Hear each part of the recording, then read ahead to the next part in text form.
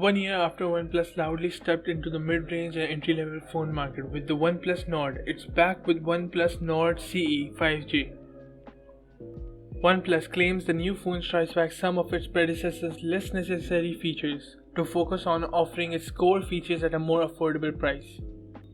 Like the original Nord, the OnePlus Nord CE is only getting a release in Europe and India, while US buyers instead have the Nord N200 coming later this month. The question for all of them is whether OnePlus has stripped back one feature too many, or has it found the right balance of price and performance. If the OnePlus Nord CE has plenty to offer from a specification standpoint, it looks pretty good too. You have a choice of white, blue or charcoal ink for the base models, with the 12GB variant coming in silver. OnePlus Nord CE has an S2H OLED display on the front with minimum bezels, selfie camera and a hole punch to the top left of their screens, and a rear camera bunk that arranges their sensors into a line. Like the original Nord, there is no official IP rating for the dust and water resistance and no wireless charging. The OnePlus Nord CE measures 159 by 73 and has a thickness of 7.9mm. It weighs just 170 grams. That makes it thinner and lighter than the OnePlus Nord by a far margin. You will enjoy holding this phone in your hand, especially if you're a fan of compact phones. The screen on the Nord CE is probably its best feature. Measuring 6.43 inches across the diagonal, it uses AMOLED technology to deliver vibrant, largely color-accurate images that are matched for any phone in its price bracket. It has a full HD Plus resolution of 2400 by 1080p and 20 by 9 aspect ratio and a 90Hz fluid refresh rate. Gone is the Gorilla Glass protection of the OnePlus Nord, but OnePlus is bringing Dragon Trail glass protection here. It isn't as durable as Corning Gorilla Glass, but it does protect the screen from picking up scratches easily. The display here is a flat one, unlike some of the flagship phones from OnePlus. It is a crisp and sharp AMOLED display with nice viewing angles.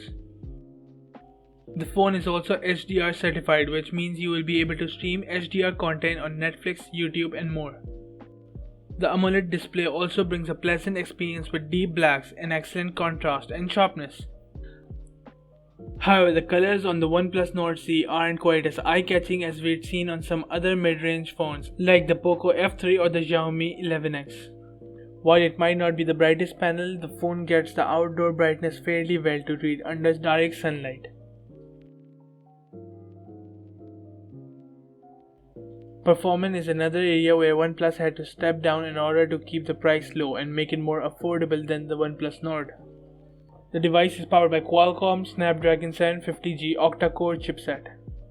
It is an octa-core processor clocked at 2.2 GHz and the graphics are taken care of by the Adreno 619 GPU. The Snapdragon 750G is a capable chipset which does perform well when it comes to day-to-day tasks such as opening multiple apps at once, switching between them and playing a few games. We did not feel any lag or jitter during our gaming time.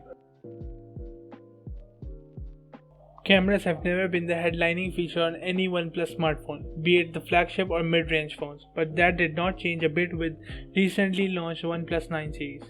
On the Nord CE, you are getting 3 cameras on the back and 1 camera on the front, one less camera sensor on either side compared to the OnePlus Nord. There is a 64 megapixel main camera with a focus of 1.8 aperture.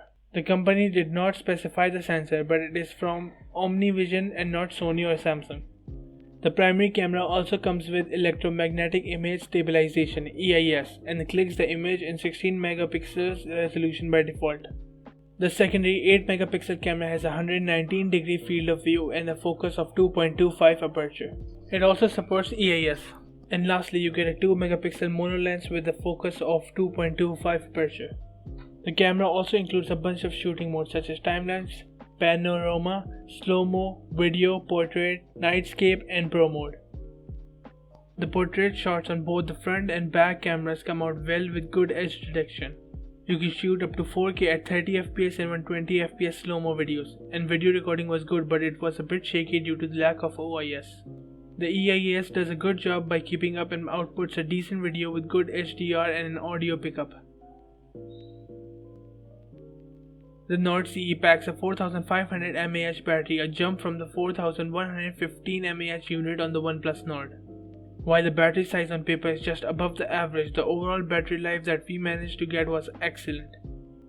Once fully charged, the device can easily last one full day with heavy usage and a day and a half if you are a moderate user. This is the best battery we've got on the OnePlus phone in a long time. The average screen time during our review was close to 6 hours and 30 minutes, and the best we managed to get was 8 hours, which is nuts.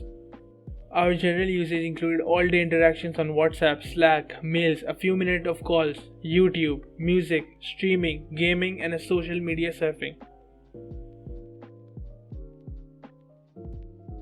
And that will be the theme of my verdict on the OnePlus Nord CE. For the money, it's perfectly good. Performance is solid, the display is excellent, built and designed around point, and the camera delivers crisp, well-exposed photos in most circumstances. Combine that with a superb battery life and you have a phone that ticks all the right boxes. The OnePlus Nord CE may not have a star quality of its premium sibling, the OnePlus 9 Pro, and it might not be a huge upgrade on its predecessor, but it's mighty fine handset in its own right.